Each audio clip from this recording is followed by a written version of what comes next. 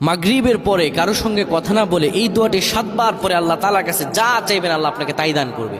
অভাবে আছেন, ঋণগ্রস্ত আছেন, মাথায় টেনশন, ঋণের বোঝা, বাড়িতে থাকতে পারতেছেন না, আল্লাহ সব আপনার পেরেশানি দূর করে দেবে ইনশাআল্লাহ। যদি আপনি আমলটি করতে পারেন, আমল মানুষের জীবন বদলিয়ে দেয়, আমল মানুষের জীবনকে পরিবর্তন করে দেয়। আল্লাহ তাআলা আপনার সব দোয়া কবুল করে নেবেন ইনশাআল্লাহ।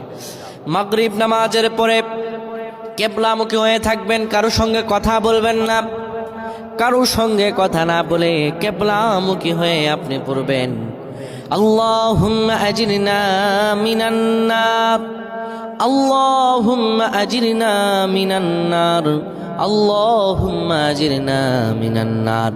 যদি এটি আপনি মাগরিব নামাজের পরে কারো সঙ্গে কথা না বলে পড়ে 7 বার পরে দুটি হাত তুলে আল্লাহর কাছে দোয়া করেন, আল্লাহ জাহান্নামের আগুন থেকেও বাঁচাবেন এবং আল্লাহ আপনার সব দোয়াগুলো কবুল আর মঞ্জুর করে নেবেন। আল্লাহুম্মা আমিন।